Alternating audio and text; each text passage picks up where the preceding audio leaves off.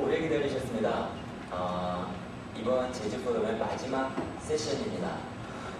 저희가 이 자리에서 진행할 포럼은 신성장 동력으로서 글로벌 헬스케어, 이것이 어떤 의미를 가지고 있고 또 어떤 방향으로 갈 것인지에 대한 부분입니다. 사실 우리나라는 의료가 복지인지 산업인지를 놓고 내부적으로 치열한 논쟁들을 벌여왔었는데, 그 시간 동안에 글로벌 헬스케어는 그야말로 드라마틱한 그 변화를 계속 좀 봤습니다. 최근에 우리나라도 이러한 글로벌 그 의료 산업의 트렌드에 맞춰서 의미 있는 변화가 이제 시작이 되고 있습니다. 그리고 그 변화의 방향은 우리가 성장을 얘기할 때, 신성장 동력을 얘기할 때 국내 환자를 대상으로 병원이 의료산업이 돈을 걸어보자는 것이 아니라 글로벌을 그리고 미래를 장조준한 이 의료산업이 실질적인 경쟁력의 핵심이 되자라는 것이 주된 그 방향이 되겠는데요. 그러기 위해서는 우리의 이 방향은 국내가 아니라 글로벌을 향해야 되고, 그랬을 때 우리가 가지고 나갈 이 무기는 US라고 하는 강력한 수단이 될 것입니다. 이렇게 글로벌로 US라는 무기를 가지고 나아갈 때 한 병원 또는 어떤 한 기관만 나가서는 성공할 수가 없습니다. 글로벌과 경쟁할 수 있는 새로운 상생의 생태계를 만들어야 되는데요. 오늘 이러한 글로벌과 US와 상생의 생태계에 대해서 얘기를 풀어가고자 합니다. 그러기 위해서 오늘 이러한 토론에 가장 적합한 우리나라의 중요한 분들이 이 자리에 오셨습니다. 그래서 이 분들을 소개를 하고자 하는데요. 가나다 순으로 소개하는 게 순서상 맞겠습니다만 그 전에 이분만은 제가 먼저 소개를 시켜드려야 될 것 같습니다. 사실 이분께는 제가 의료계에 몸담고 있는 사람으로서 좀 죄송스러움이 있습니다. 이미 10년 전에 우리나라의 이니스라는 개념을 가지고 주도적으로 끌어오셨고요. 5년 전에 또 유니스라는 개념을 가지고 우리나라 의료산업에 그 경종을 울려주셨습니다. 그러면서 US라고 하는 것은 의료인만을 대상으로 하는 것이 아니라 전 국민을 대상으로 산업적인 가치를 끄집어내야 되고 여기에 맞는 제도적인 그리고 의료계 차원의 공감대가 형성이 되어야 된다고 주장하셨던 분이십니다. 그런데 5년이 지난 지금도 우리는 아직 이 자리에서 제도적으로 한 발짝도 못 나가고 이 포럼을 하고 있습니다. 참 죄송스럽다라고 말씀드리면서 연세대학교 명예교수십니다. 우리 이명훈 교수님을 소개합니다.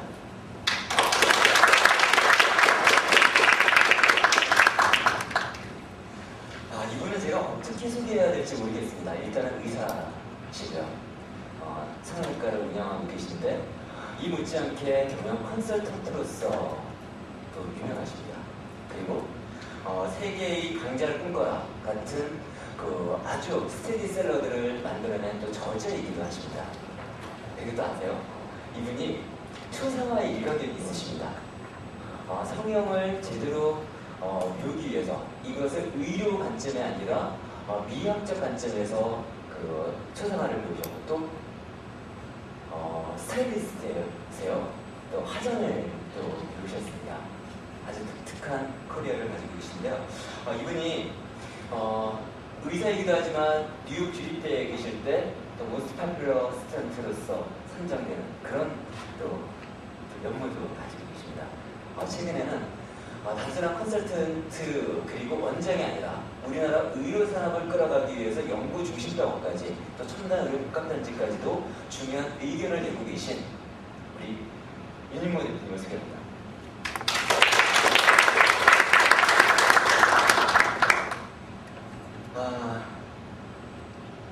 그 글로벌을 우리가 이념으로 생각하지는 않습니다. 실질적인 현실적인 사업이고 실행의 문제입니다.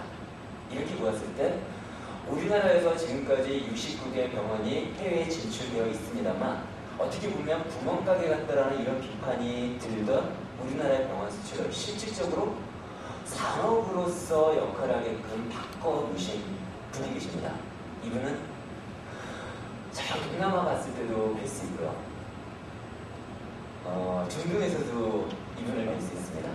그리고 CIX 국가에도 있어서 볼 수 있고 최근에는 남미에서도 볼 수 있습니다. 즉 글로벌이 현실이고 실행이라고 했을 때 거기에 가장 부합하게끔 우리나라의 병원 수출을 위해서 밤낮을 바꾸면서 일하신 분이십니다. 디지털 병원 수출 협동조합의 최재현 선배님이십니다.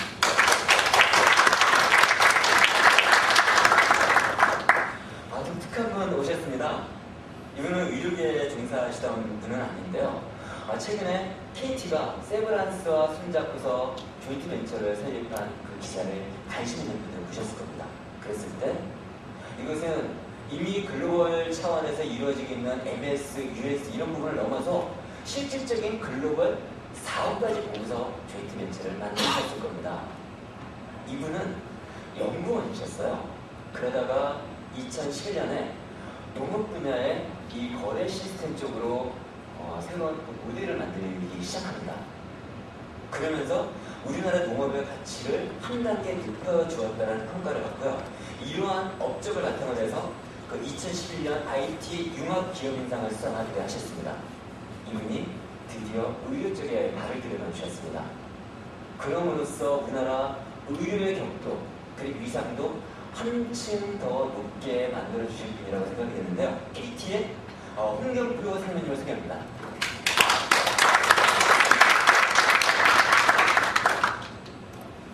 네, 그리고 이제 첫 번째 연자십니다. 우리가 비즈니스를 얘기할 때 단순한 경쟁이 아니라 윈윈을 얘기하고 이 윈윈도 스몰 윈과 빅 윈을 얘기할 수 있는데 최근에 상생의 비즈니스 모델을 가지고 많은 일들을 해나가고 계신 분입니다.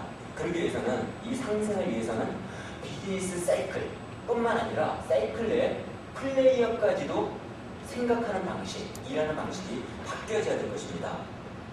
이러한 부분을 의료산업의 진화라는 관점에서 왜 윈윈이 필요한지 이 비즈니스 모델을 말씀해 주실 인물입니다. 박수로 환영해 주십니다.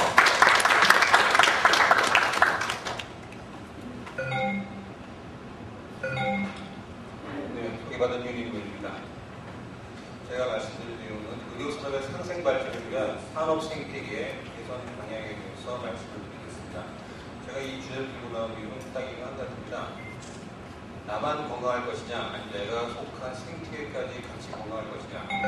우리가 오랫동안 의료산업에서 많은 노력을 해왔지만 아직도 그 낙후 상태에 머무르고 있는 내용이 과연 플레이어들만의 잘못입니까? 그렇지 않다고 생각하는 것이 우리 비즈니스의 시간인 것 같습니다. 우리가 가진 생태계에서 어떤 분명한 문제가 있을 것이고 그 생태계가 분명히 개선되지 못한다면 어떤 방향으로 개선돼야 될 것이냐. 그런 상생 관점에서 좀 더 논의를 해보고 하는 것이 제가 오늘 가지고 나온 주제입니다. 처음에는 프롤로그에서는 의료에 관련된 문제점을 말씀드리고요. 두 번째는 건강한 의료산업 생태계의 조건과 기업 순환의 기본이 통합과 통합분리, 그리고 이제 원리나 다이내믹 케이스 모델을 이용해서 사례 분석을 하고 마지막으로 이를 바탕으로 된 상생의 비즈니스 환경에 대해서 말씀을 드리도록 하겠습니다. 아시다시피 의료산업에는 많은 문제점들이 있습니다. 제약산업을 보시게 되면은 제약산업은 연구부터 생산, 마케팅까지 일련의 밸류 체인이 융합돼서 폭발을 일으키는 그런 사업임에도 불구하고 우리나라는 과거의 여러 가지 의료 환경 때문에 카피형제에 좀 늘리다 보니까 그 이외의 연구, 마케팅 부분, 주로 고부가가치를 낼 수 있는 부분에서의 경쟁력을 아직도 확보하지 못한 것이 사실입니다. 통신물류금융도 마찬가지입니다. 요즘 같은 워크스마트 시대에는 통신물류금융은 아무래도 이게 산업의 대동맥이라고 할 수 있습니다. 대동맥이면은 어디가 아프면 같이 치료도 해줘야 되고 또 우리가 어디가 아프면 혈액샘플을 해서 스크린을 테스트하면 어디가 아픈지 알 수 있는 그런 중요한 대동맥에도 불구하고 저러한 통신물류금융이 대동맥으로서 역할을 전혀 못하고 있는 상황이라고 보시면 될 것 같습니다. 병원과 헬스 프로그램도 마찬가지입니다. 휴먼웨어 측면에서는 메디컬 암 레이스가 펼쳐졌습니다. 미국의 17대 상위 병원이 850병상, 평균 850병상에 비해서 우리는 빅5에 들어가려면 최고 1500병상이 넘어가야 됩니다. 세계 최고의 암 컴퓨테이션이 있는 반면에 또 그로 인해 의료 전자증기도 위협받고 있죠. 휴먼웨어도 마찬가지입니다. 의사는 1년에 3,000명씩 쏟아져 나오고 있는데 실질적으로 시장에서 어떤 우리가 의료산업을 펼쳐나갈 때 보면 쓸만한 인력들은 많지 않습니다. 그만큼 산업 다변화에 대해서 그게 인력 양상이 떨어진다는 증거입니다. 소프트웨어 측면도 마찬가지입니다. 환자들은 기능적 니드를 위해서 바뀌어가고 있는데 이미 100년 전에 만들어진 해부학적 조직으로 내과 외과가 해부학적 조직이죠. 기능적 환자를 해부학적 조직으로 지금 다 서비스를 하고 있으니 그 상에 나타나는 컨플릭트와 거기에 자원 로스를 지금 의료비의 코스트 낮추는 부분에서 간과한 상태에서 하고 있습니다. 의사가 5명이 한 명 볼 때 하고 의사가 한 명을 정확히 볼 때 하고 시스템을 바꾸게 되면 분명히 코스트를 5분의 1로 줄일 수 있는 산출적인 개념인데 그런 부분에 대해서 다들 좀 간과를 하고 있는 것 같습니다. 또한 그 피지션과 넌 클리니컬 피지션, 애드미니스트레이션의 협력이 문화가 부족합니다. 대한민국에 있는 피지션들은 저도 피지션이지만 넌 피지션들의 역할을 그렇게 크게 보지 않습니다. 하지만 가치가 될 존재는 틀림이 없는데도 불구하고 그런 부분에서의 시각은 아직 보이지 않는 것 같습니다. 보건제도 문화 쪽에서도 보게 되면 의료원은 복지와는 뗄래야 뗄 수가 없습니다. 의료와 복지는 아무튼 긴 호흡을 가진 제도임에도 불구하고 지난 4월 선거부터 지금은 당장의 선거 때문에 우리 짜깁기식 복지 모델과 의료 모델이 계속 변해가는 모습을 봅니다. 그 사이에 공급자와 컨슈머가 모랄 헤지도 합쳐져서 한 사람이 한 1년에 15번 병원을 방문하고 OECD 국가 중에 최고의 의료 전문가, 의료비 소비 증가율을 보이는 그런 기록을 만들어냈죠. 또 협력을 위한 인터페이스 관리 부재합니다. 제가 저쪽에 있는 저분과 협력을 하려면 마치 그런 게 필요하죠. 제가 지나가는 전기를 뽑아서려면 컨센트를 껴서 전기를 뽑아서 그렇지 그런 인터페이스라는 게 있어야 되는데 우리 산업 간의 그 협력 인터페이스가 거의 전무하다고 볼 수 있습니다. 예를 들면 저도 지금 병원을 운영하면서 테스트 모델을 여러 가지 시도하고 있지만 작은 모델임에도 불구하고 주변과 협력한다는 게 쉽지가 않습니다. 그냥 나를 믿고 시작합시다 라고 해서 소주집에서 하는 계약이 어떻게 보면 그 계약서보다 더 강력한 효율을 내는 그 자체가 큰 산업을 만들기 어려운 상태이지만 전체적인 사업을 볼 때는 인터페이스가 부재하다고 말씀드릴 수 있겠습니다. 따라서 제가 이런 부분에서 각각의 플레이만 잘해야 될 것이냐 아니다. 생태계를 한번 점검을 해보자 라는 생각을 갖게 되었고 이 생태계를 점검을 해야 그 속에 있는 플레이들도 건강해지지 않을까 생각을 합니다. 그 생태계란 말은 1930년대에 그 클레멘티에서 이제 바이오라고 하는 개념을 시작해서 쭉 확장되어 왔습니다. 지금은 생태계라는 단어가 많이 쓰여지고 있죠. 이런 생태계 개념을 알게 되면 우리가 이제 햄버거를 먹게 되면 왜 열대우림이 사라지는지 이런 자연 생태계의 내용을 설명할 수 있고요. 만약에 대기업이 그 중소기업의 하청 단가를 낮추게 되면 왜 롱텀하게 우리 자녀의 사교육비가 올라가는지도 설명할 수 있습니다. 의료 쪽에서도 왜 의료의 코스트를 갖다가 무분별하게 낮추게 됐을 경우에 왜 더 궁극적으로 의료비가 많이 들어가는지 그리고 도입의 시기가 늦어질 경우에 우리가 전체적으로 고생해야 될 국가 경관 경제력까지도 다 이 생태계에 대해서 설명을 할 수가 있습니다. 생태계에서 가장 중요한 개념은 평형입니다. 밸런스죠. 근데 밸런스를 갖다가 또 파고들어가 보면 더 중요한 개념이 상생이 나옵니다. 그 상생의 방법론적으로 우리가 갖고 있는 것이 두 번째 순환입니다. 순환이라고 하는 것은 쉽게 말씀을 드리면 에너지의 흐름이라고 보십니다. 에너지의 흐름이 끊기지 않고 계속적으로 흘러야지만이 우리가 생태계를 잘 유지할 수 있다. 따라서 그 순환을 봤을 때 이렇게 되는 거죠. 사자는 토양으로 가고 토양은 풀로 가고 풀은 다시 양으로 가서 양다시 사자잖아요.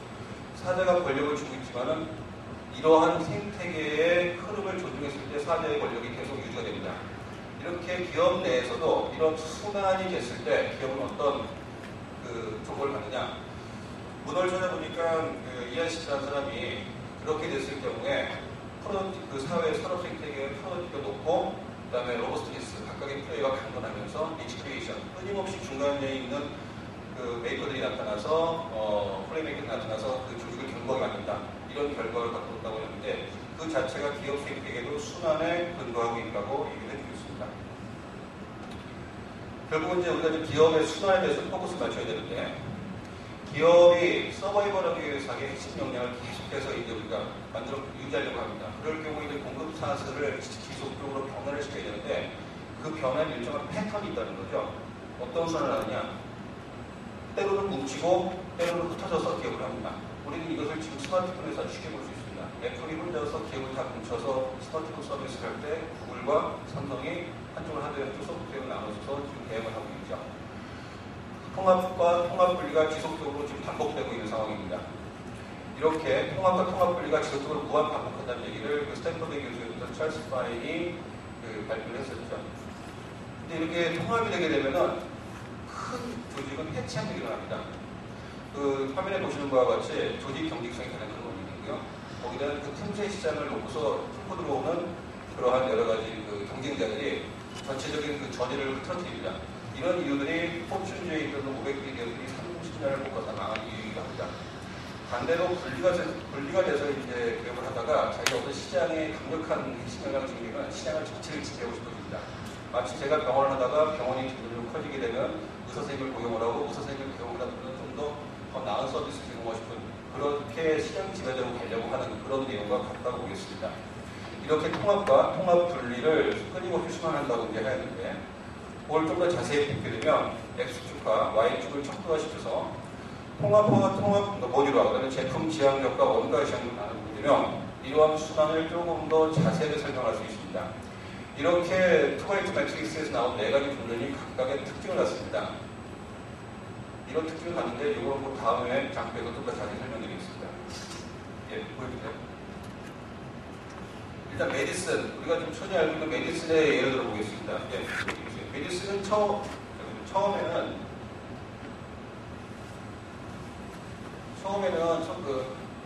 메디슨 맞나요? 네. 처음에는 1985년도에 초음파로 시작을 했습니다. 여러 가지 스트링을 통해서 90년대에는 초음파 중저가 시장이 양분을 하죠. 예, 다음 불러주세요. 다음 불러주세요. 그러다가 이제 세계 최초의 3차원 초음파를 만드는 그 도심적인 쾌거를 이뤄냈고요. 막 확장을 해나갑니다. 그러다가 이제 관련 다각화와 이에 따른 조직 경제성 때문에 성과가 저하면서 기업이 와해가 되기 시작합니다. 다음 결국 부도가 나죠. 다음요. 30개 자회사를 정리해서 뼈를 깎는 고통 끝에 다시 추천해서 다시 초음파의 단일 품목으로서 다시 붙습니다. 그래서 요즘은 이제 삼성과 다시 그 전체 종합 의료기기 회사로서 이제 깍지 날려는 꿈을 꾸고 있죠. 하나 눌러주세요. 이거를 이렇게 트위스팅을 해서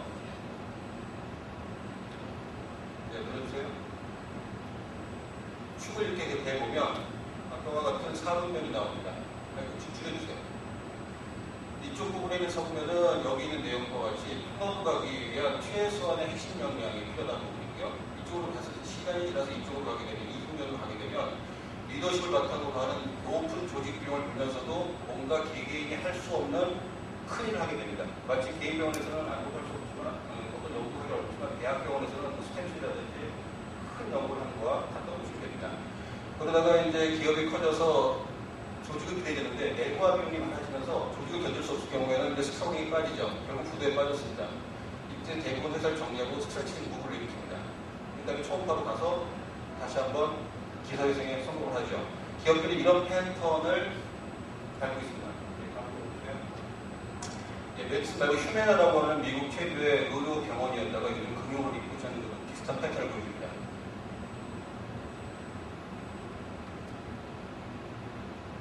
처음에 62년대 널싱홈, 72년대에는 병원 사업을 시작하다가 다음 눌러주세요. 다음 눌러주세요. 그 이사분면 어느 정도 고효율, 높은 거대한 비대 조직을 성장을 하게 됩니다. 이때 휴메나는 전 세계에서 두 번째로 심장 수술에 성공한 병원이면서 IT를 병원 경영에 쓴 최초의 병원입니다. 소위 말하는 잘 나갔던 시절이 있었죠. 그러다가 미국에 있는 의료교육과 원가를 안 겪어서 다시 스트러닝이 빠집니다. 3차 부분에. 그러다가 결국은 여러 가지 사업을 시도하다가요. 그다음에 병원을 지금 현재 미국 최고의 의료기구 HC 해군 분야 매각을 하고 금융으로 가지고 다시 파트너십을 근거한 회사로 그 의료산업 내 금융을 리포지션을 합니다. 한번 눌러주세요. 한번 눌러주세요. 눌러주세요. 이것도 역시 트위스팅을 해서 축을 내주세요. 통합과 통합 분리, 제품 정성과 원가 적성으로 나누게 되면 이러한 루트를 갖다 보여줄 수 있습니다. 다음 보여주세요. 모토로라, 최근에 있어지는 모토로라의 사례 같은 모토로라를 조사해봤습니다. 모토로라가 작년에 문제된 산업통이 구글에 팔렸죠. 초반에는 워키토키들을 보급하는 등 열심히 했습니다. 다음, 사무실 재구축을 해서 재정비를 해서 95년도에 스타텍을 출시하는 세계 최고의 스타트를 만들면서 휴대폰 업계의 1등으로 태어납니다. 다음, 그러다가 이제 재탄 경영을 하면서 다음, 노키아, 삼성, LG에게 휴대폰에서 밀려나게 됩니다. 그래서 작년 12월에 모빌리티와 솔루션 두 가지 회사를 분리하고 그중에 휴대폰 사업 부분인 모빌리티가 구글에 매각이 되고 다음 모토로라 솔루션으로서 일사분면으로 다시 운영해서 지금은 파트너십이 근거해서 모토로라 이름을 가지고 솔루션 사업을 하고 있습니다. 결국은 한쪽 부분을 갖다가 다운사이징 시키고 스트레칭 부분을 일으킵니다. 이것도 역시 트위스트가 돼서 축을 내보면은요 똑같은 패턴이 지금 나오고 각각의 분야에서 이러한 성격을 나타냄을 보십니다. 이렇게 기업을 순환하고 있습니다. 통합과 통합을 반복을 하고 있습니다. 다음 보여주세요. 스마트폰도 마찬가지입니다. 다음 보여주세요. 지금 처음 말씀드린 것처럼 애플 같은 경우에는 통합형에 대해서 샘플이 제일 높은 지금 있는 아이폰을 쓰는 반면에 삼성과 구글이 각각의 하드웨어와 소프트웨어를 잡고서 파트너십에 의해서 지금 계약을 하고 있죠. 시간 제한으로 삼성은 분명히 소프트웨어를 가지려고 할 것이고 구글은 반드시 하드웨어를 가지려고 할 것입니다. 그럼 다 분열이라면서 다시 시장이 재편될 가능성이 누구든지 쉽게 예견할 수 있겠죠. 처음에 보여드린 표와 같이 이렇게 트위스팅으로 순환하는 부분에서 각각의 이제 성격이 있는데 이런 기업 생태계 중에서 가장 중요한 기업 순환을 우리가 원활히 풀어줘야만이 생태계 전체가 풀릴 수 있다는 그런 데서 말씀드려서 이런 내용을 하고 나왔고요. 이런 에코시스템이 순환이 막히지 않게끔 잘 흘러갈 수 있도록 우리가 에코시스템 정리를 해야 되겠다. 또한 기업은 자체적으로는 어느 위치에 있는지를 평가를 해서 그 위치에서 우리가 있을 수 있는 리스크를 미리미리 매니지먼트 해야 되겠다. 라는 것이 이제 저희가 이제 순환에 대해서 이제 공부를 했을 때 가장 얻을 수 있는 그 시사집이라고 할 것입니다. 예, 마지막으로 이제 따라서 이제 이렇게 이제 그 기업 순환 상태계에서 선순환을 일으키기 위한 시스템 논의를 어떻게 할 것이냐. 보세요. 이쪽 국면에서는 핵심 영역을 쌓기 위해서 정부 입장에서는 생태계에서 새로운 경쟁자가 진입 가능한 시스템, 즉 산의 묘목을 생태계가 뭉청하게 만들기 위해서 묘목을 심는 그러한 역할, 그런 시스템이 반드시 있어야 될 것 같습니다. 물론 저 같은 개인 의원을 하는 사람들도 어떤 아이디어가 있면 그 아이디어가 전국을 벗어나가고 아이디어를 넘어갈 수 있는 그런 시스템 저는 못 갖고 있지만 사회에 그런 플랫폼이 있다고 한다면 제가 좀 쉽게 그런 아이디어를 많이 노력할 수 있겠죠. 예. 이쪽 부분에서는요, 제품 지향적이고 통합된 부분에서는 가장 중요한 것이 공정한 경쟁력 평가 시스템입니다. 얼마 전에 심판에서 나온 암 사망률 발생한 거, 방향성은 맞다고 생각하지만 다른 것들도 동의할 수 없습니다. 왜냐하면 공정하지 않다고 생각하는데, 중요한 거는 우리가 갖고 있는 제품 지향적, 우리가 갖고 있는 스마트폰, 우리가 갖고 있는 LED 정말 이 시장에서 뛰어난 제품을 품질 제품이냐, 이걸 반드시 평가를 할 수 있는 객관적 지표가 있어야 되는데 그런 부분에서 방향성은 맞지만 그렇게 이제 갑자기 발표하는 데 동의할 수 없는 부분이 있죠. 중요한 거는 이제 경쟁력에 따른 그 차등 좋은 시스템이 따라질 것이고요. 이쪽에 있는 건 대형 병원들이 저희 쪽 위치하게 되는데 학습 조직 활용에서 인한 조직 경직성 완화가 중요합니다. 대형 병원을 운영하시는 분들 아시겠지만 결국은 직원 비즈니스입니다. 교육 비즈니스가 되는데 CEO들은 여러 가지 많은 일들을 하지만 또 쉽게 다른 방법으로 말씀을 드리게 되면 전체 조직 경제성을 풀어주는 마사지사의 역할에 비할 수 있습니다. 재결치가 그 일을 열심히 했다고 우리가 책에서 많이 보고 있죠. 보여주세요. 이쪽에 스트로링 하는 경우에는 퇴출 시스템이 있어야 됩니다. 대한민국에서 들어가기도 쉽지 않은데 나오기도 쉽지 않습니다. 그러다 보니까 순환이 막히겠죠. 저 순환에 막힌 거는 결국은 사회에서 다 로스를 다 풀어가게 됩니다. 우리 세금에서 나오게 되고 우리 건강에서 갉아먹게 되는 그런 시스템입니다. 다운사이징을 통해서 전략적인 원활한 구조도 똑같은 명령이라고 하겠습니다. 이쪽 국면에 파트너십을 하는 경우에는 효율적인 인터그레이션이 가장 산업환경 구축 굉장히 중요하겠습니다. 아까 처음 말씀드린 것처럼 제가 지나가는 전기를 뽑았으려면 컨센트라는 인터페이스가 있어야 뽑았는 뜻이 지금 제가 금융 아니면은 제약 아니면 기기 쪽에서 뭔가 수요를 갖고 에너지를 받으려고 했을 때 그런 인터페이스가 사회에는 지금 우리나라 대한민국에서 없는 걸로 보여집니다. 사람 간, 사업 간, 조직 간의 인터페이스 호환 환경이 만들어줘야지만이 우리가 삼성과 구글과 같이 연합해서 파트너십으로 큰 걸 만들 수 있는 그러한 사업 비즈니스 환경이 구축이라고 생각이 됩니다. 이렇게 각 국면에서 기업이 로스 없이 순환할 수 있도록 상생 생태계를 만들어준다고 한다면 지금에 있는 우리 많은 어려운 부분들이 상당히 해소가 될 거라고 생각이 됩니다. 네, 이상으로 마치겠습니다. 감사합니다.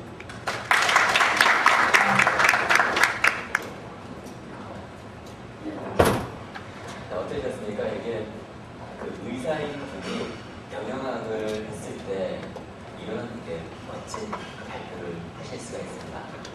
생태계를 단순히 얘기할 수도 있겠습니다만 이 어떤 혁명이라는 상생이라는 그리고 순환으로 풀어낸 것, 이 순환에는 해체 압력과 토로 압력이 있는데 이런 것들이 결국 녹아났을 때 그랬을 때 큰 병원과 작은 병원 그리고 산업적인 인프라까지 함께 건들 수 있는 컨버전스, 융합이 이루어지는 게 아닌가라고 생각합니다. 멋진 발표를 해주신 임모 대표께 다시 한번 큰 박수 부탁드립니다. 두 번째는 이민호 명희 교수님께서 발표를 해주실 겁니다. 어떻게 보면 이 이민호 교수님은 US의 우리나라의 산 역사라고 보셔도 될 것 같습니다. 2003년에 심지어 국방부까지 참여하는 4개 부처가 ES를 위해서 협력을 시작했습니다. 그랬을 때 ES는 어떤 표준화 이슈도 있었고 또 제도적인 뒷받침에 대한 이슈도 있었고 인적 자원 그리고 R&D에 대한 이슈들도 있었습니다. 이러한 이슈들을 끌어오다가 이제 US로 진화를 하게 되는데요. US로 진화하면서 이것을 본격적으로 산업적인 의미를 가지게 됩니다. 또 하나는 산업적인 의미를 넘어서 인간에 대한 존엄성까지도 우리가 터치하게 되는 그런 페이지로 넘어가게 되는데요. 이 멋진 발표를 맡아주신 자, 이명호 교수님께 박수 한번 먼저 보내드릴까요?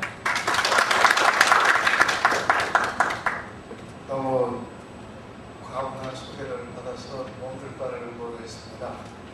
다만 시간이 제한되어 있기 때문에 변명은 나중에 끝나고서 드리기로 하고, 오늘 그 주제에 있는 그대로 신성장 동력산업으로서 이 글로벌 헬스케어에 대한 미래지향적인 또 현실적인 분석을 하시는 발제에 제가 감히 글로벌 헬스케어의 키워드는 유헬스라는 그 키워드로 발제를 해서 말씀을 드리도록 하겠습니다. 저희가 유헬스가 꼭 우리 사회에 절실하게 필요한 이유가 있습니다. 그 이유는 이미 우리는 고령화 사회에 진입을 했고, 예측하기로는 2018년 정도가 되면 완전한 고령 사회로 들어오게 되고, 그러니까 전체 인구의 65세 이상 고령 인구가 14%가 되면 이제 고령 사회가 되고, 그리고 20% 이상이 되면 초고령 사회가 되는데, 이게 2030년 정도가 되면은 초고령 사회가 되고, 그리고 또 예측하기로는 2050년이 되면 우리나라가 세계 제1의 장수국가, 그러니까 65세 인구가 약 37.8에서 38% 정도로 된다고 합니다. 이거는 저희가 통계를 낸 것이 아니라 미국이나 일본이나 WHO에서 통계를 낸 자료인데, 2050년이 되면 우리가 일본을 간발의 차이로 제치고 세계 최고의 장수국가가 된다고 합니다. 그러면 최고의 장수국가가 되는 이점은 산업적으로 엄청난 것이죠. 우리나라에서 이루어지는 의식주, 정치, 경제, 사회, 문화, 산업 모든 것에 결국은 이 브랜드 마크가 글로벌 월드 베스트의 브랜드 마크를 가질 수 있는 것이죠. 그냥 막연히 장수국가로 끝나는 것이죠. 그런데 문제가 있는 것은 그 다음 슬라이드를 보시면은 지금 현재 저희가 주요 200여 개 국가 중에서 출산율이 최하위라고 합니다. 그런데 이것이 점점 더 심화가 돼서 2050년이 되면 더 아주 낮은 그런 상황이 되는데, 그러면 2050년이 되면 세계 최고의 장수국가이면서 최저의 출산율을 낸다고 그러면은 결국은 이 청년 인력이 이 실버 장수 인력을 부양하기가 굉장히 힘들어져서 사회적으로 많은 문제가 있을 것이다. 그러면 이런 상황에서 과연 이 어려운 문제를 해결할 수 있는 방안이 무엇이겠는가? 그래서 여기에 대응한 것이 바로 유헬스.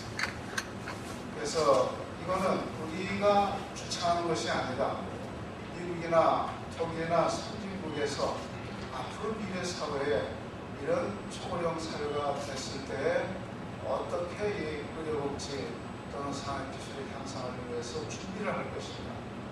거기에 대해서 수많은 노력을 하고 연구를 해서 내놓은 것이 바로 저희는 싫더라도 앞으로 향후 하나의 수단으로서는 이헬스다. 이헬스 방법밖에 없다. 이헬스가 베스트 솔루션이다. 이렇게 했습니다. 근데 저희가 2007년도 말까지는 이 글로벌 터미놀로지 이헬스를 그대로 저희도 같이 썼습니다.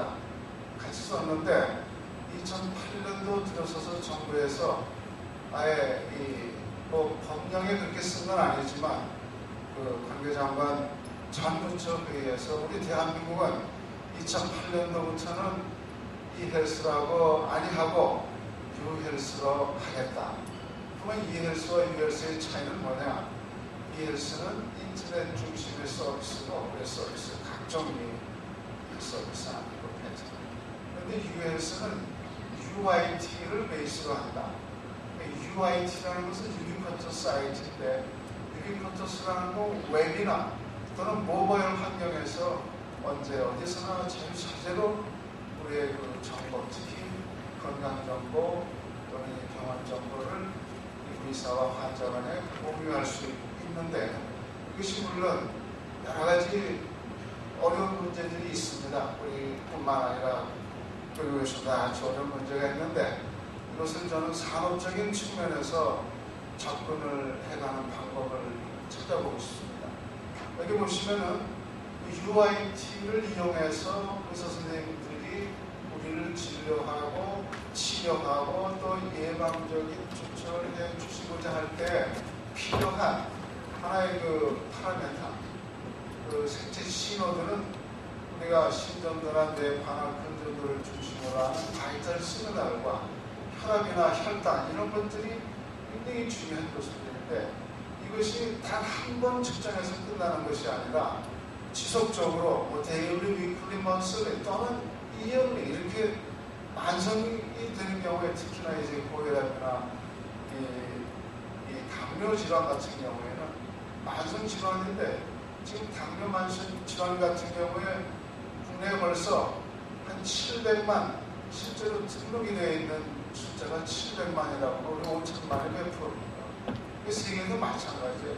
산업적에서 볼 때 이거는 엄청난 또 인더스트리얼 마케팅도 되고 또 의료 복지 이런 측면에 있어서는 우리가 극복해야 할 하나의 버튼렉입니다. 그래서 이거는 어떤 형태로든지 서로 융합적인 사고를 통해서 해결을 해 나가야 되는데 일단은 저희가 이 UH의 가장 핵심적인 것은 저기 보이는 것처럼 EHR이라는 Electronic Health Record를 평생 건강 기록을 우리가 이런 그 UIT 방법을 통해서 IT 기술을 통해서 구축을 해야 되는데 지금 현재는 EHR까지는 오지 않았어도 PHR까지는 왔어요. 병원에서 환자가 입원하면은 그 페이션트 헬스 레코드는 다 기록을 한다 이죠. 어느 병원이나. 그러면은 다 고유의 개별적인 기록한 그런 환자 건강 기록, 환자 치료 기록을 우리가 더 연장해서 페이션트 레코드가 아니라 건강한 사람의 건강 정보 그것도 우리가 UIT 방법을 써서 구축을 해나가면 그것이 유헬스 케어의 핵심적인 요소가 되는데 그러면 EHR을 구축했으면 그 EHR을 기본으로 해서 병원이 그걸 활용하기 위해서는 우리 최종 박사님도 이제 발표를 했지만은 디지털 병원이에요. 디지털 병원이 결국은 유병원의 유비쿼터스 헬스 하스피탈 바로 디지털 병원, 디지털과 유비쿼터스 IT가 같이 어우러지는데 지금 아까 말씀드리면 뭐 중남미, 아시아를 비롯해서 저쪽에 러시아 이런 여러 지역까지 우리나라의 디지털 병원을 마케팅하기 위해서 서주 이렇게 하시는데 그럴 만한 이유들이 다 있다 이거죠. 우리는 이미 IT 강국으로서 IT 인프라, UIT 인프라가 세계적인 수준인데 그것을 이 병원 쪽에다가 헬스 쪽에다가 접목을 시켜서 하나의 인더스트리얼 비즈니스 프로덕트로 만들어서 수출을 하겠다 이런 얘기입니다. 그래서 여기 보시면은 여기 있는 내용들 중에 일부는 이미 우리 대형 병원에서는 그런 시스템들을 다 구축을 해서 하시라도 이것이 세계 시장에서 국내에서 나가라는 법률적으로 그럼 언제든지 튀어나와서 우리의 의료 복지를 위해서 또 우리 헬스 비즈니스 헬스 인더스트리를 위해서 큰 부익을 창출할 수 있는 환경을 이미 다 구축을 하고 있습니다. 그리고 특히나 이제 몇 가지 국내에서 이미 하나의 그 비즈니스 프로덕트로 이용하고 있는 것들이 리테일러 메디슨, 원격 의료 진료 시스템 같은 것은 법제도로만 아직 공인이 안 돼 있지만 이미 기술 인프라는 다 가지고 있어요. 납도 오지 뭐 이런 곳에서 우리가 간단한 UIT 인프라를 이용해서 의사 선생님과 환자 사이에 병원 사이에 이루어질 수 있는 모든 그 어떤 웰니스나 웰빙이나 어떤 그 헬스 프로그램에 적용할 수 있는 이런 시스템들을 가지고 있는데 이것을 글로벌 마켓에 가지고 나갈 수 있는 제도적인 장치를 정부에서 해주기를 바라고 있는 것이 우리 업계의 그런 수건 내용입니다. 예를 들면 또 독거노인의 안전관리 서비스, 이것도 우리가 이미 IT 인프라를 이용해서 다 하고 있습니다. 특히나 이런 거는 우리나라 U119 시스템에서 이미 다 아주 하이 레벨로 이런 시스템 서비스를 다 하고 있어요. 이걸 비즈니스 아이템으로 우리가 만들 수가 있습니다. 그 다음에는 우리가 예전에는 동사무소라고 했는데 지금은 주민복지센터로 다 바뀌었죠. 주민복지 속에 의료만 들어가면 주민의료복지센터가 될 수 있는데 그 주민복지센터에 EHR만 법적으로 가지고 갈 수 있도록 허용이 되면은 이거는 세계 속에 엄청난 이 커머셜 커머셜 아이템으로 진입할 수 있는 거. 이거 다 가지고 있습니다. 특히나 우리 U119에서 응급의료 서비스, 이런 서비스 내용들은 세계에서 탐내는 거예요. 미국의 오바마 대통령도 우리나라 U119 시스템, 이거에 대해서 상당히 관심이 있는데 이거를 하려면은 무엇을 갖춰야 되느냐? EHR을 구축을 해야 된다. 그래서 오바마 대통령이 일기 취임하고선 첫 번째 내세웠던 하나의 화두가 전국민 의료 서비스, 전국민 의료보험 제도를 미국에다가 정착시켜야 되겠다. 그거의 핵심적인 이슈는 뭐냐? EHR을 구축하는 것이다. 그렇게 나왔습니다.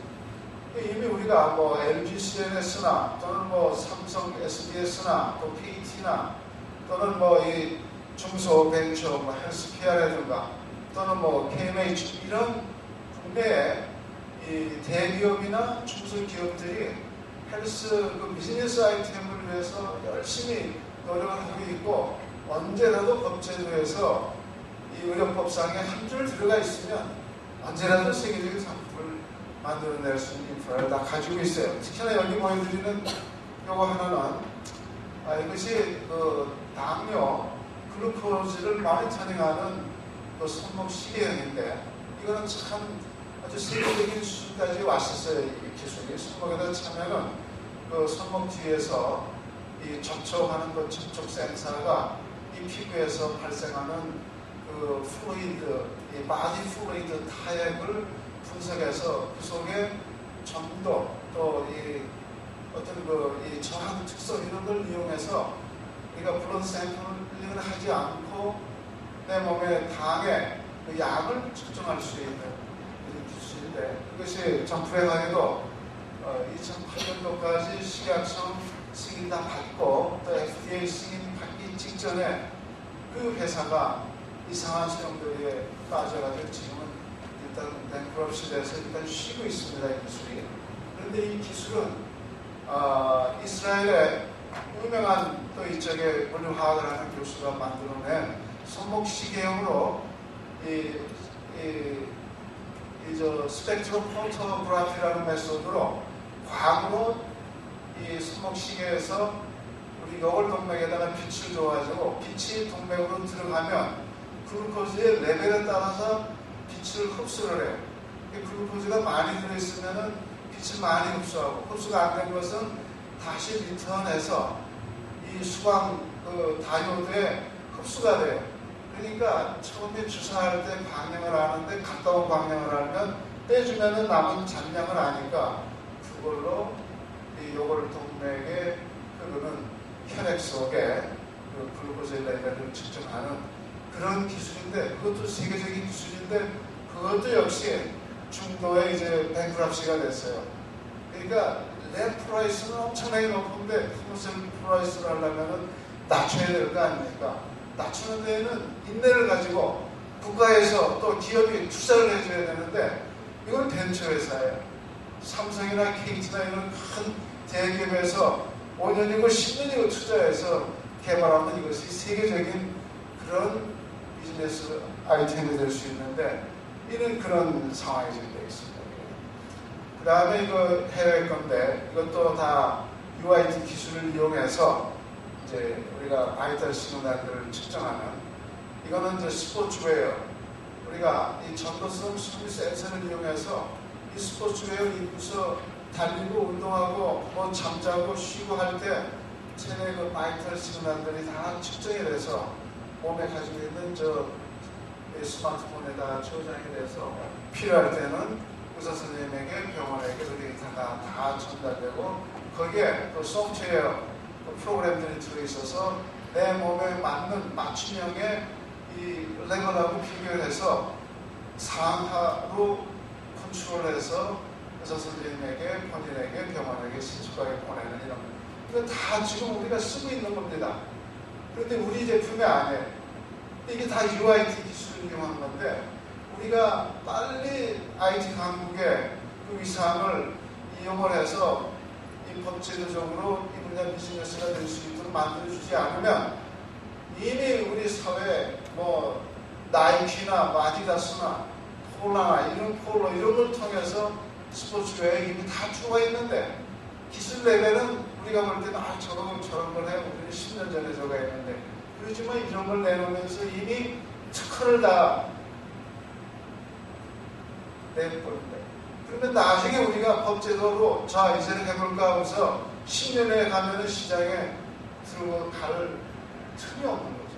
이것이 이스라엘에서 개발을 하고 있는 이 손목형 글루코즈를 모니터링하는 이런 기술인데 이것이 아까 우리 KMH에서 만들었던 거랑 비교해 볼 때 어느 것이 더 스트롱하냐 베스트냐 제가 판단할 때 우리께 더 스트롱하고 베스트하다. 왜? 커머셜 프라이스를 낮출 수 있거든. 이거는 굉장히 고가예요. 그러니까 그런 것도 다시 우리가 리뷰를 해볼 필요가 있다. 이런 건 전부 지금 나와서 다 쓰고 있는 것들이에요. 근데 이제 앞으로 우리가 그래도 IT 강국으로서 나무나 또는 이런 마이크로 이런 쪽에 우리 또 기술을 많이 가지고 있는데 그걸 이용해서 우리가 이 바이탈 시그널을 측정하는 것들을 얼마든지 해낼 수가 있습니다. 이거는 이제 아주 마이크로 사이즈로 해서 그 동맥 속의 입구에다가 집어넣어서 거기서 혈압을 측정하는 그런 내용들이고 그리고 이거는 우리가 혈압을 재는데 우리가 끼고 있는 반지 이 반지가 액세서리로 되면서 혈압을 잴 수 있는 그런 엘렉트로닉 그 메커니즘이 들어있어서 이걸 할 수 있는 거죠. 간편하게 시간이 돼서 제가 결론을 이제 말씀드리면은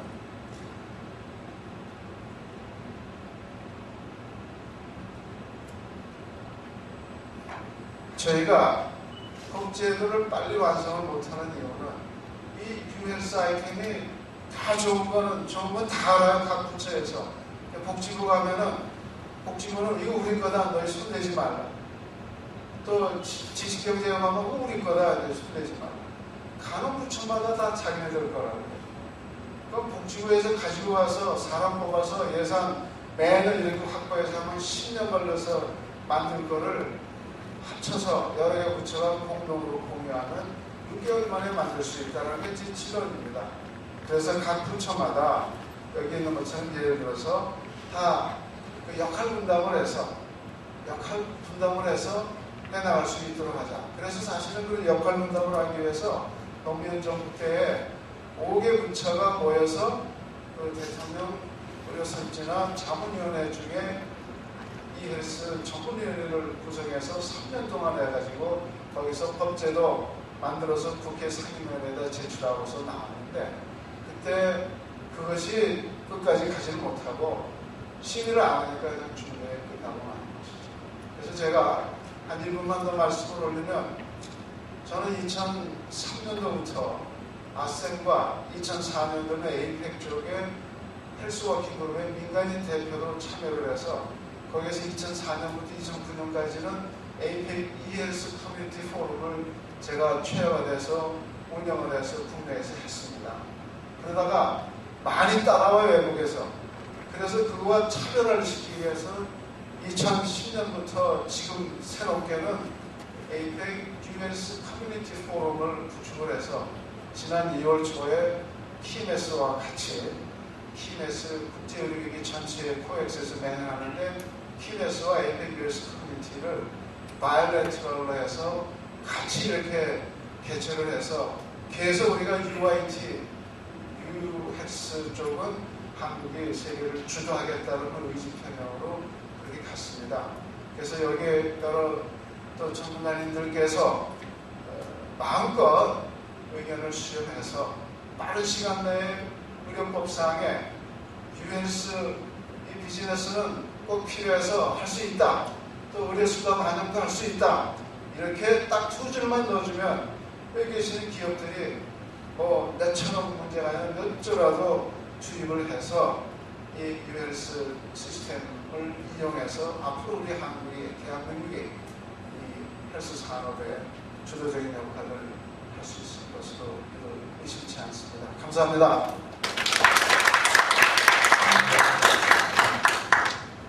이렇게 주옥 같은 강의 이면에도 제가 저도 올려야 되는 데 대해서 안타까움을 가지고 있습니다. US라는 것은 이미 거스를 수 없는 트렌드라고 생각이 됩니다.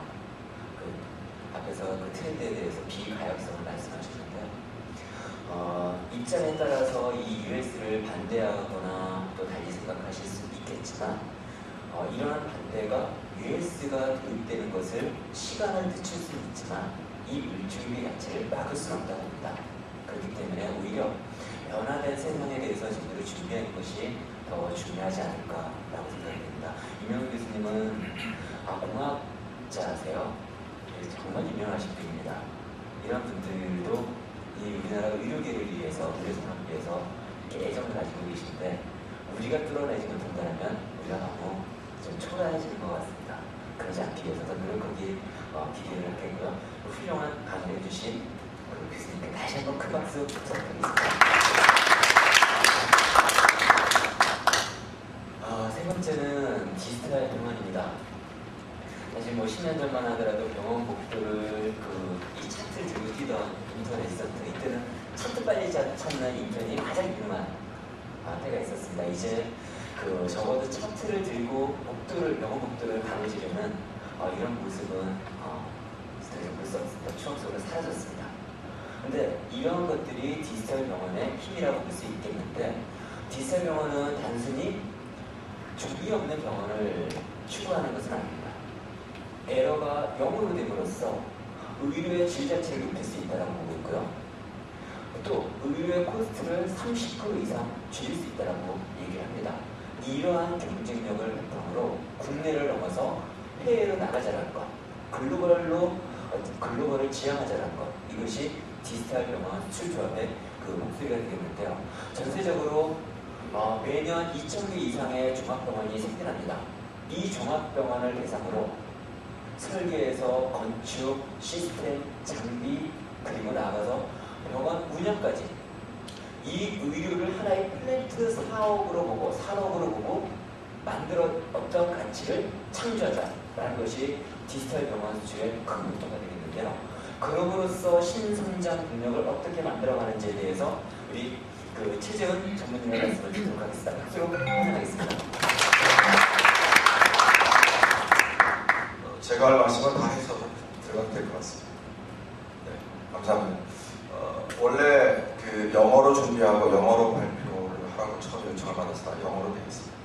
그러니까 내국 한국분 계셔서 한글로 제가 하겠습니다.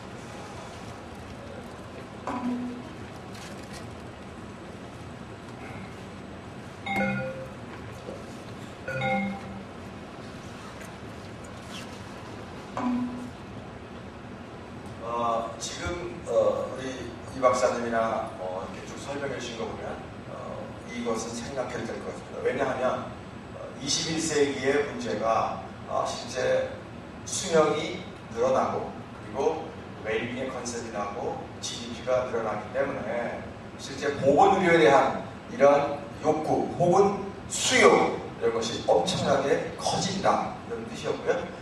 오른쪽에는 사실 디맨드 자체가 아까 말씀하셨지만 1년에 병원이 2,000개씩이나 지어짐에도 불구하고 제가 많은 이런 개도국에 가보면 아직도 정말 터무니없이 부족한 이런 것들을 보면 이 헬스케어 이 산업은 굉장히 큰 산업이다 이렇게 설명할 수가 있을 것 같고요. 크게 보면 저희가 크로스보더 메디신이라고도 하고 메디컬 투어리즘이라고도 합니다만 의료를 여러 가지 이유에 의해서 자국에서 치료하지 않고 국경을 넘어가서 하는 이런 것들도 하나 우리가 이제 병원을 많이 수출하게 되면 그런 것이 인프라가 돼서 한국에 많이 올 거다 이런 것이고요. 그 다음에 병원 자체가 우리 한국에 계시면 잘 몰라요. 핸드폰 너무 잘 뜯어서 카톡 좀 안 되면 확 짜증내잖아요. 근데 미국 가보세요. 뭐 동부 갔다 저쪽 갔다 하면 같은 핸드폰에 된다 안 된다. 우리는 사실 너무 편하고 너무 이게 빠르고 요새 뭐 저속 인터넷은 지금 없잖아요. 그러다 보니까 우리는 그렇긴 한데 외국 나가면 사실 이 디지털 병원이라고 하는 개념이 확 잘 먹히는데 한국에서는 태어날 때 디지털로 태어나기 때문에 병원들이 우리한테는 잘 뭐 와닿지 않습니다만 교수님 말씀하신 뉴헬스도 정말 산업의 트렌드를 바꾸고 메가 트렌드를 바꿀 수 있는 큰 축이라고 저희들이 생각을 하고요. 그러면 왜 한국이냐? 사실 미국도 있고 유럽도 있는데 그 출발선상에서 시작을 해봅니다. 왜 한국이냐? 좌측편에 보면 UN이나 OECD가 평가를 했습니다.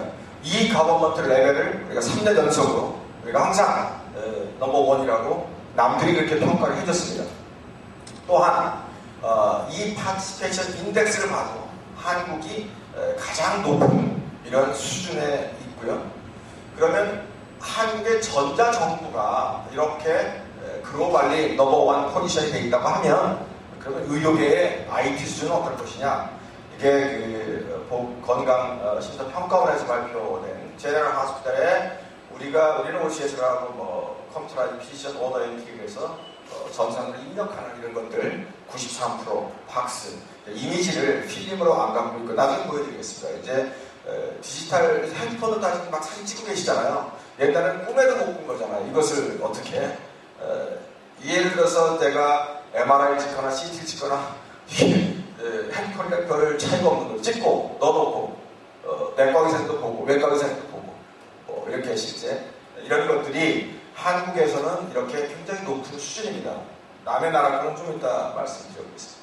디지털 병원이라고 하는 것은 이제 크게 보면 병원, 환자, 장비 이런 것들이 이런 컴포넌트들을 하나의 IT가 하나의 그 플랫폼이 되고 컨버전싱 되는 요소가 돼서 이러한 기술 요소들 또한 이러한 인터페이스 능력들 이런 것들을 합쳐서 병원이 굉장히 유기적으로 하나의 독립된 우리의 신경계처럼 우리가 무릎 반사라고 무릎을 치면 탁 올라오잖아요. 생각하는 게 아니잖아요. 누가 옆에서 딱 찔르면 꼬집으면 아프다고 하고 뭐 자연히 반응하잖아요. 이런 것들은 연습해야 되는 것도 아니지 않습니까? 병원 자체가 IT를 기반으로 해서 모든 의료행위, 진료행위, 운영체계, 재고관리 모든 이런 것들이 이렇게 무조건 반사처럼 유기적으로 굉장히 빠르게 반응하는 것들을 디지털 병원이라고 이렇게 얘기를 하고요. 밑에 있는 자료는 굉장히 중요한 자료입니다. 굉장히 놀라운 자료인데요. 밑에 레퍼런스 붙지 않습니다. 미국에서 우리가 선진국이라고 하는 미국에서 자기네들 발표한 자료에 보면 1년 내에 병원에서 죽는 환자가 98,000명이랍니다. 암 환자를 죽을 수 있죠. 그럼 좋죠. 근데 잘 보시면 암으로 죽는 게 아니라 메디컬 에러로 죽는 기록된 환자가 98,000명이라는 거예요. 이것이야말로 굉장히 놀라운 일이고 이 교수님 말씀하셨던 버락 오바마 미국 대통령이 취임하자마자 지금 이제 페이스 2입니다. 페이스 1은 끝났고 페이스 2가 2014년까지 모든 클리닉 병원들은 EMR, 일렉트릭 메디컬 레코드, 전자 의무 기록을 도입해야 한다. 당근과 채찍이 있습니다. 그래서 2014년을 못 박아서 굉장히 열심히 하고 있죠. 근데 디지털화되면 메디컬 에러를 80%까지 줄여준다는 사실입니다. 만약에 우리가 환자의 생명을 이런 단순히 이런 기록이라든지 이런 메디컬 에러로부터 80%를 구할 수 있는 일이 있다고 하면 이것은 투자가 아니라 정말 생명을 살리는 엄청난 일이라고 볼 수 있고요. 오른쪽 편은 죄송합니다. 오른쪽 편은 이미 이 교수님께서 보여주신 병원이 이렇게 간단히 종이도 없고 필름도 없고 이렇다는 것입니다. 제가 그 외교부랑 같이 갔을 때 뭐 국회의원이 가셔갖고 제 설명을 딱 이틀 듣더니 국회의원이시도 불구하고 의료에 대해서 모르시도 이렇게 설명하시더라고요. 아 여봐라, 야 얘들아, 야 예전에 병원은 의사 선생님이 처방하시면 종이를 주지 않냐. 이 종이를 들고 약국에 가면 약사는 팅팅 놀다가 아 환자가 왔구나, 아 이런 약을 줘야지 이렇게 약을 치기 시작하고 이 검사실에는 누가 오는지도 모르고 있다가 이 환자가 검사실에 가서 종이를 주면 아 이런 검사 해놓구나, 아 약이 없네, 아 미안한데 내려오시면 안 될까, 이렇게 했는데 한국에 있는 병원은 의사가 처방을 딱 치고 액터 한 번만 딱 치면 약국에는 최저원이 간다, 이 사람 무슨 문제 줘라, 검사실 당신은 최저원에 가면 이런 검사해라, 미리 아니까 굉장히 빠르게 대응할 수 있고 손으로 쓰는 게 아니니까 틀리지도 않고 정확하게 갈 수가 있다. 그래서 역시 훌륭한 교주님이라고 제가 말씀드렸습니다. 하여튼 디지털 병원이라는 것은 이렇게 굉장히 효율적이고 메디컬 에러를 줄여주는 그런 능력이 있다고 보고요.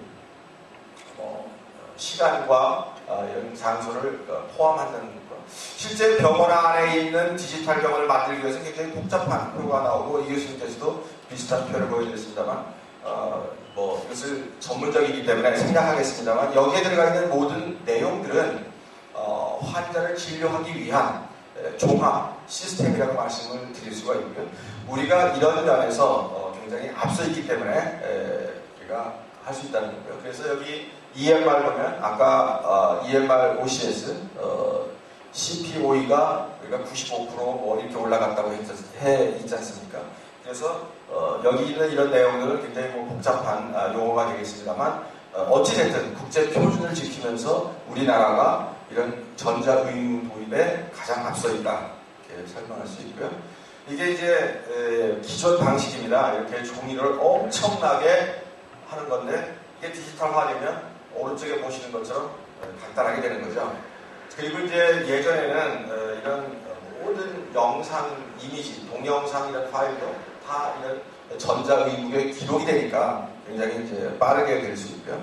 의사 선생님이 처방하는 것, 이렇게 종이에 핸드라이팅으로 쓰는 것을 이런 걸 막아줄 수 있고요. 팍스 이렇게 보시는 것처럼 만약에 하루에 10장만 찍으면 괜찮은데 대학병원은 이게 1000장 이상씩 찍는다는 거죠. 이거를 매일 10년 동안 쌓아두려면 굉장히 어렵습니다. 실제 서울대학병원은 병리과 슬라이드 창고만 17군데를 운영하고 있습니다. 이렇게 디지털화되지 않으면 굉장히 어렵습니다. 근데 오른쪽에 보시면 굉장히 편하시죠. 그 물자 공급 병원마다 한 달치 이상의 재고 갖고 있습니다만 그렇게 할 필요가 없다는 거죠. 이것을 원외 아웃소싱을 하기를 바라면 굉장히 간단하게 재고 없이 병원이 운영이 가능하다 이런 것이고요. 이렇게 모든 것을 전자상거래를 통해서 여기 8번에 실제 물건을 싣고 저 행위 말고는 다 전자적으로 가능하다 이렇게 설명드릴 수가 있습니다. 원격 교육 굉장히 중요한 거죠. 예전에는 장비를 고치기 위해서 소프트웨어가 고장나도 사람이 방문을 해야 되고요. 엔지니어가 방문을 해야 됐습니다. 근데 지금은 그렇지 않고요. 인터넷에 인터페이스만 된다면 실시간으로 한국에서도 중남미에 있는 어느 의료 장비든지 메인터넌스 가능하고 트러블 슈팅이 가능하고 말 프랙티스를 고칠 수 있는 이런 시대가 됐습니다. 그러면 동영상으로 마무리를 한번 해보겠습니다. 5분 정도.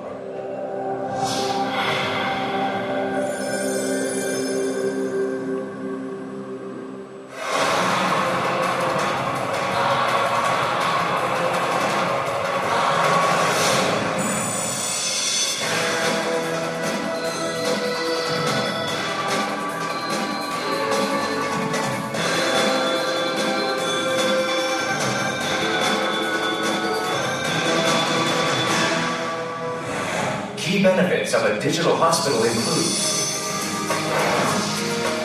one-stop medical services, economic and highly efficient management, digital integration and automation, the state-of-the-art medical technologies.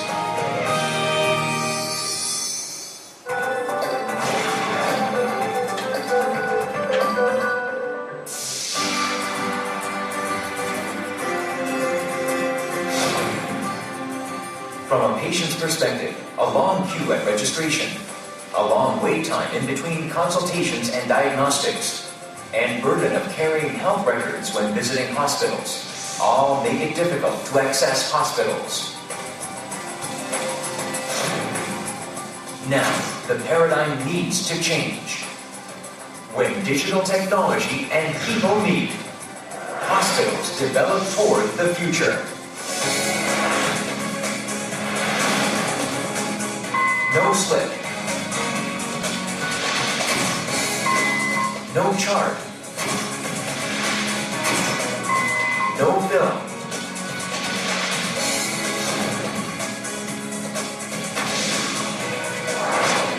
Picture archiving and communication system. Order communication system. Electronic medical record system. Integrated medical systems.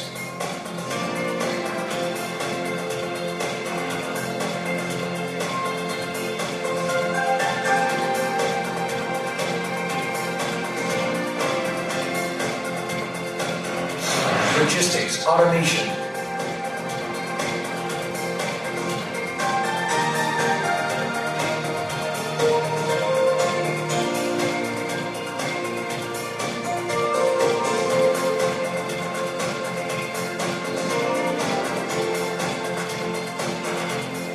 New healthcare networks.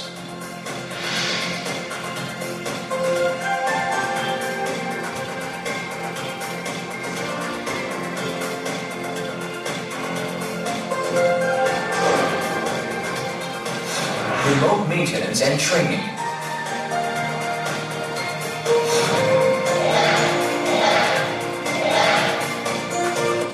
네, 시간이 충분치 않아서 여기서 끝내고요. 슬라이드 한 장으로 랩업 하겠습니다. 그래서 결론은 한국이 가지고 있는 장점이 무엇일까? 맨 처음에 이 하스피털 컨스트럭션 나왔죠. 컨스트럭션 매니지먼트, M&E, CM 이런 분들 건설 잘하잖아요, 그죠? 외국에 나가서 건설 우리가 잘했죠.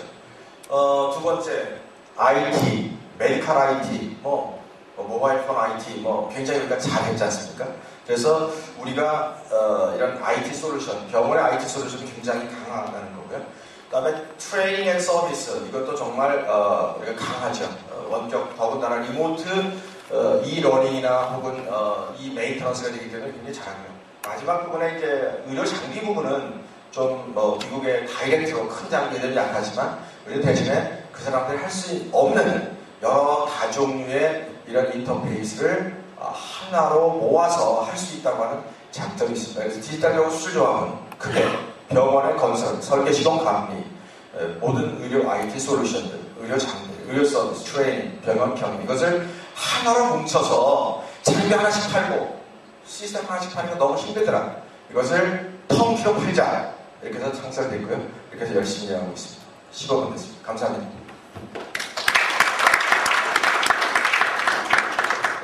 디지털이시네요. 시간을 정확하게 맞춰주셨습니다. 사실 영어로 하셔도 괜찮았는데 말릴 생각 없었는데 그 발표하신 그 중에 그 스테이트 오브 더 아트라는 말씀하셨는데 맞습니다. 우리나라가 이 세계의 커팅 엣지 기술들이 참 많은데 이 기술들을 우리가 강점으로 살릴 수 있는 우리에게 주어진 시간은 그렇게 많이 남지 않은 것 같습니다. 삼성전자 부회장이셨고 지금 연대 그 글로벌 공학부에 계시는 이기태 그 부회장님께서 이런 말씀을 하셨어요. 만약 은행에서 전자거래가 없었다면 오늘날 그 거의 모든 사람들은 지게에다가 돈을 다 지고 다녔어야 될 것이다. 그 정도로 이 IT가 중요하다고 얘기를 하셨는데 디지털 병원도 그런 것 같습니다. 이 병원이 디지털화되면서 안에 있는 의료진뿐만 아니라 인간 자체, 환자 자체의 삶이 얼마나 존엄성을 갖출 수 있고 또 이런 것들을 바탕으로 우리나라가 글로벌 경쟁력을 갖출 수 있는지 있는지 잘 알 수 있는 그 좋은 강의 해주신 그 두 분께 다시 한번 박수를 부탁드리겠습니다. 마지막 순서입니다. 우리가 IT라고 얘기를 하는데 최근에 ICT라는 얘기를 합니다. 커뮤니케이션의 중요성을 더 강조한 그 내용이 되겠는데요. 산업이 공급자 주도에서 소비자 주도, 환자 주도로 드라마틱하게 변화해 나가고 있습니다. 이러한 트렌드에 맞추어서 커뮤니케이션이 IT가 어떤 역할을 할 수 있을지 이런 부분을 그 말씀을 해주실 거고요. 실제로 헬스케어 ICT, IT 시장은 매년 10% 이상 성장을 하는 아주 고성장 영역이기도 합니다. 그럼으로써 예방의학에서 치료, 재생, 재활까지 하나의 밸류체인을 이 IT라는 관점으로 재해석을 해낼 수가 있겠는데요. 이러한 모델들을 어떻게 만들어내는지 그리고 이런 것들이 글로벌로 어떻게 나아갈 수 있는 상품이 될 수 있는지를 KT라고 하는 ICT 업체에서 또 여기에서 전문적으로 일을 해오셨던 분이 설명을 해주실 겁니다. 홍경표 상무님께 큰 박수로 강의를 부탁드리겠습니다. 네, 안녕하십니까. 제가 오늘 이 발표의 그 내용을 어느 쪽으로 가져가야 되는가 해가지고 되게 고민을 많이 했었어요. 그러니까 진짜 이제 헬스케어니까 이제 메디컬 쪽에 계신 분들이 많이 오실 것 같다라는 생각을 했었고, 그래서 주제를 그쪽으로 가져가야 되는지 아니면은 어디로 가져가야 되는지 좀 고민을 하다가 결국은 이제 제가 이제 선택을 한 게 역시 이제 메디컬 쪽에 많이 계시니 의료 산업이라는 걸 전체적으로 한번 분석을 해보고 그 산업적인 측면에서 ICT 기술을 통해서 뭔가를 개선할 수 있는 부분이 뭘까라는 거에 대한 주제를 가지고 통신사 입장에서 얘기하는 게 맞겠다는 정리를 했었는데 이렇게 쭉 듣다 보니까 이제 앞서 발표해 주신 이제 이명호 교수님이랑 최지훈 전무님의 내용과 되게 비슷한 얘기가 되는 것 같은 생각이 들어가지고 조금 더 관점을 좀 달리 볼 수 있게끔 하면서 한번 설명을 드리도록 하겠습니다.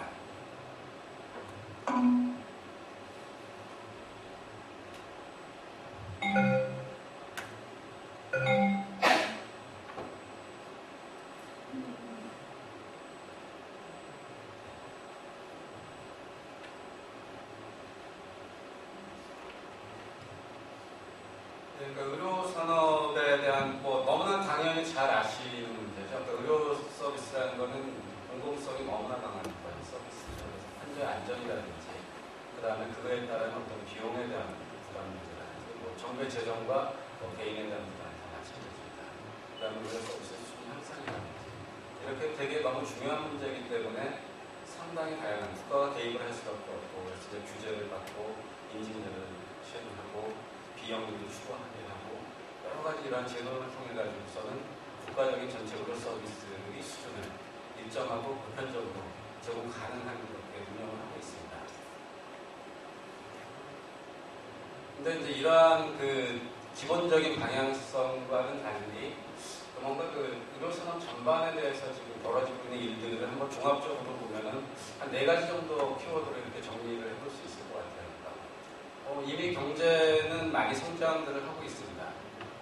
그러니까 돈이 많은 사람들은 더 좋은 서비스 받고 싶은 생각이 있고 그리고 꼭 내가 왜 아플 때만 병원을 가야 되냐 미리 아프기 전에는 좀 케어를 받고 싶다 이런 형태의 니즈들이 많이 있습니다. 그래서 전체적으로 프리미엄 서비스라는 개념이라든지 아니면 토탈 라이프 사이클 케어라는 개념들이 상당히 많이 확대가 되고 있는 그런 상황인 것 같습니다. 그리고 이제 병원들이 상당히 대형화가 많이 되고 있고 전문화 많이 되고 있습니다.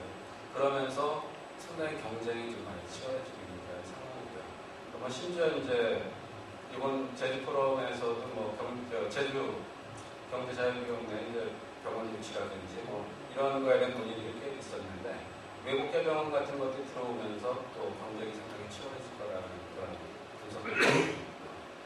그다음에 이제 공익성에 대한 부분은 이미 복지 정책이라든지 복지 사회에 대한 기치 이런 것들을 걸고 상당히 많이 늘어나고 있지만은 그걸 뒷받침해 줄 수 있는 정도의 어떤 재정적인 능력을 가지고 있느냐에 대한 문제는 지속적으로 지금 제기가 되고 있습니다. 그리고 이제 앞서 이제 최종님 말씀하셨듯이 이런 일들이 이미 많이 벌어지고 있지만은 또 이미 또 해외 환자들이 많이 국내로 지금 들어오고 있는 그러한 상황입니다. 그래서 실질적으로 이제 전 세계적으로 의료 시스템이나 서비스 이런 것들의 수준의 격차, 공급의 그 능력 차이 이런 것들 때문에 의료 서비스 자체가 글로벌리 이제 왔다 갔다 하는 교류가 이미 많이 시작되는 그런 상황이 벌어지고 있는 것 같습니다. 그래서 이런 큰 내일의 그 트렌드 하에서 산업이 좀 변화가 되고 있다라는 그 생각을 했고요. 그래서 처음에 그 의료 산업이라는 걸 분석을 할 때 의료 산업을 어디까지 봐야 되느냐에 대한 걸 가지고 상당히 고민을 많이 했었습니다. 보통 전통적으로는 이제 메디컬이라는 영역을 의료 산업의 영역으로 이제 많이 보고 있는 형태인데요. 근데 과연 이제 이 영역만 의료 산업으로 보는 게 맞느냐? 그러니까 주로 이제 사람이 아플 때에 뭔가 일이 벌어지는 그런 상황이죠. 우측을 보면 이제 웰니스 영역이라고 보는데 지금 아직 의료라고 보기엔 되게 어려운 부분이 많이 있습니다. 실질적으로. 하지만은 상당히 여러 기관들이 전문성들을 가지고서는 의료 쪽으로 이제 진출을 해오고 있는 그런 상황인 것 같고, 실제 메디컬 쪽에서도 케어라는 쪽을 이유를 가지고서는 상당히 많이 확장을 해가고 있는 것 같습니다. 또 하나가 하이테크 쪽에서도 뭔가 의료 쪽에 서비스라는 개념으로 아니면 의료 정보화라는 측면으로 일들이 되게 많이 벌어지고 있고요. 그래서 이 세 영역이 지금 벌어지고 있는 것들을 보면 거의 컨버전스를 형성하면서 어디 한 영역에서 다들 지금 만나고 거의 비슷한 생각들과 비슷한 얘기들이 지금 있는 것 같습니다. 네, 그래서 그 의료 산업이라는 거를 그 환경적인 측면에서 이렇게 봤을 때 앞서 말씀드린 네가티브 트렌드 상을 보면 거기 되게 포지티브한 측면도 많이 있지만은 네가티브한 측면도 많이 담고 있습니다. 특히 이제 보면은 이제 고령화에 따르면은 의료 비용이 상당히 증가하죠. 그거에 따른 공공 재정에 대한 부담이 늘어나고, 재정 부담이 늘어나면 결국은 의료 서비스, 보편적인 의료 서비스에 대한 어떤 제한 같은 것들이 걸릴 가능성이 있을 거고요. 그 다음에 경쟁이 심화되고 있다는 얘기는 실제 일반 다른 산업에서도 경쟁이 심화가 되면은 뭔가 어떤 혁신에 의한 발전을 이루게 된다. 아니면 그 경쟁 체제에서 만약에 회의를 하게 된다 그러면 이제 시장에서 도태가 되는 경우가 이제 생기게 되는데 실제 우리 시장도 이제 의료 시장도 이제 오픈이 된다는 측면에서 봤을 때는 서로 어떤 살아남기 위한 그런 상황이 되지 않을까. 물론 이건 이제 메디컬 영역에서 보면 모든 영역 전체에 해당되는 얘기가 될 것 같습니다. 그리고 이제 의료 서비스 자체의 어떤 수급 불균형에 대한 문제들도 여전히 있는 것 같고요. 그러니까 이런 문제들이 봤을 때 맨 앞서 말씀드렸던 의료 서비스 지향적이라는 측면에서 봤을 때 처리하겠습니다. 뭔가 개선이 필요하다라는 생각이 들고요. 그 측면이 어떤 비용 구조 개선에 대한 문제라든지 서비스 혁신에 대한 개선이 필요한 것 같습니다. 환자 입장에서 봤을 때 앞서 이제 동영상에서 나왔듯이 상당히 뭔가 의료 서비스의 질은 되게 높아졌는데 내가 뭔가 서비스를 받는 측면에서는 되게 뭔가 만족스럽지 못한 부분이 있는 거죠. 그런 측면에서 일반 고객 입장에서는 서비스의 범위, 내가 받는 서비스 범위를 높인다든지 인프라가 조금 개선됐으면 좋겠다. 이런 형태의 일들이 벌어질 수 있을 것 같습니다. 그래서 지금 이러한 이제 측면에서 이제 ICT 기술이 어떤 역할을 할 수 있는가라는 관점에서 한번 살펴봤습니다. 이 부분을 보면 이미 통신에서 혁신은 거의 갈 만큼 같습니다. 유선의 혁신, 무선의 혁신. 밴드위스를 가지고서는 논할 수 있는 단계는 이미 지났고요. 그 다음에 이제 컴퓨팅 쪽에 대한 자원들도 이미 클라우드라는 개념들이 도입이 되면서 무진장 가격이 이제 낮아지고 그 다음에 일반 스마트 디바이스는 보고 일반화가 있습니다. 그렇게 봤을 때 일반 국가적인 측면에서 봤을 때 IT에 대한 인프라는 무슨 일이든지 할 수 있는 형태까지 발전이 있는 것 같습니다. 그럼에도 불구하고 이제 이러한 것들이 실제 우리 생활, 다른 산업과 연결돼가지고 뭔가 효과를 벌어지게 하는 일들을 아직까지 제대로 못하고 있는데 그러한 일들을 하기 위해서는 저희가 이제 분석한 바로는 딱 한 가지가 말씀인지 모르겠지만, 그러니까 원래 IT 기술, 인터넷 기술의 근본 사상은 오픈입니다. 모든 사상은 오픈에서 시작합니다. 그러니까 저희가 바라보고 있는 이 의료와 IT 쪽의 컨버전스 시장에서도 이 시장의 어떤 오픈성입니다. 그러니까 시장이 오픈되어 있는 IT 기술을 통해서 실질적으로 많이 오픈이 돼 나갈 때 시장이 더 확대되고 발전될 수 있는 것이 아닌가라는 그 가능성들을 되게 많이 이제 보아왔고요. 그런 그 가능성들이 실질적으로 뭐 빅데이터, 의료 데이터에 대한 정보화 사업이라든지 혁신이라는 얘기, ELS 이런 여러 가지 영역에서 같이 적용될 수 있을 것 같습니다.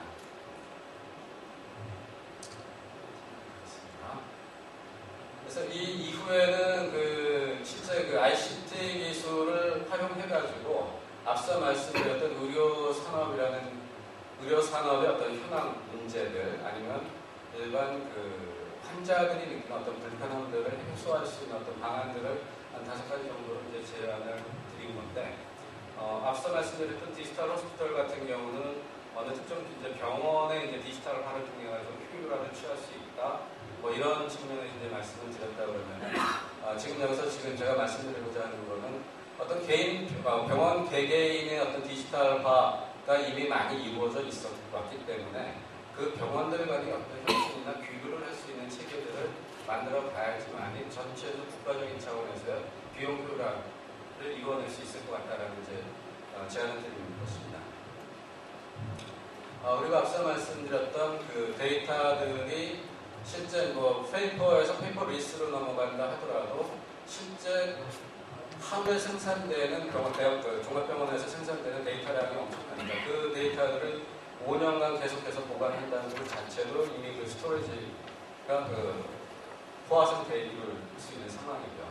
이러한 부분들은 실질적으로 롱텀 아카이빙 하는 스킬로 저희 사업자 같은 사람들이 그런 문제들을 해결할 수 있을 거로 생각을 하고 있습니다. 그리고 대형병원들은 사실 HIS 이미 디지털화를 많이 이루었지만 아직 중소병원들은 많이 못 가 있는 것이 또 현실적인 상황이기도 합니다. 그리고 실제 병원을 IT화를 하면은 비용이 되게 효율적으로 이루어질 수 있고 진료 사고라든지 이런 부분들을 줄일 수 있는 그 장점들이 되게 많이 있습니다. 앞서 치장님께서 말씀하셨듯이. 그래서 그러한 이점들을 중소병원들한테도 같이 적용할 수 있는 그런 방안들이 있어야 될 것 같다라는 말씀을 드리는 거고, 그러한 것들은 이미 컴퓨팅 쪽에 있어서는 이제 네트워크 컴퓨팅, 클라우드 같은 것들이 많이 발전을 해왔기 때문에 그러한 인프라를 통해 가지고 병원 정보화를 지원을 할 수 있을 걸로 생각을 하고 있습니다.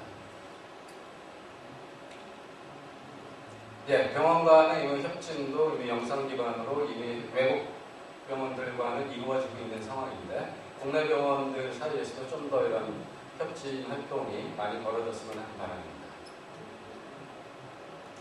그다음에 이제 ELS에 대한 부분인데 아까 이 교수님께서 워낙에 10년 동안 오랫동안 많이 해오셨던 부분인데 저는 마지막으로 이 장표에서는 한 말씀을 드리고 싶었던 것이 실제 제가 IT 업계에 속해 있지만은 의료 쪽에 와서 같이 일을 하면서 가장 크게 느낀 점 중에 하나는 뭐냐면 그동안 이 IT라는 관점에서 eHealth라든지 이러한 문제들을 너무 많이 바라본 게 아닌가라는 생각을 실질적으로 많이 했습니다. 그러니까 실질적으로 기술들은 많이 개발되어 있지만 그게 현실적으로 적용이 안 되는 이유 중에 하나가 물론 규제라든지 이런 거에 대한 이유도 있겠지만은 뭔가 IT 기술, IT 서비스라는 관점에서의 접근을 한 거 아닌가 이런 생각을 한 거여서 실질적으로 이제까지 우리가 잘 만들어 놓은 기술들이 의료계하고의 어떤 협력을 통해서 IT 서비스가 아니라 실질적인 의료 서비스, 어떤 임상적인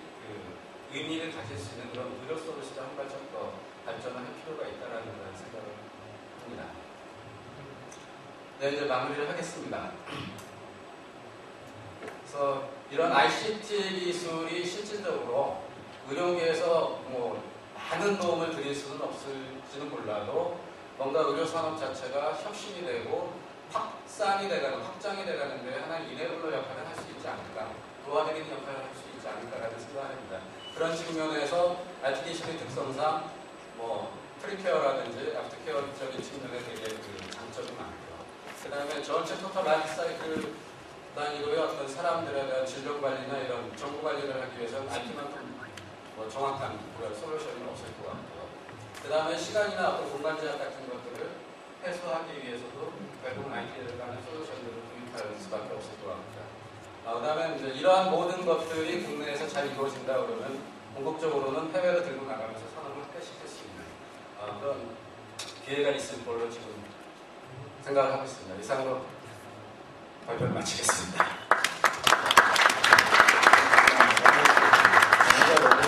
혼자서 이게 상무님을 뵙는데 상무님은 제가 이게 시간 때문에 눈치를 준다고 생각을 하신 것 같습니다.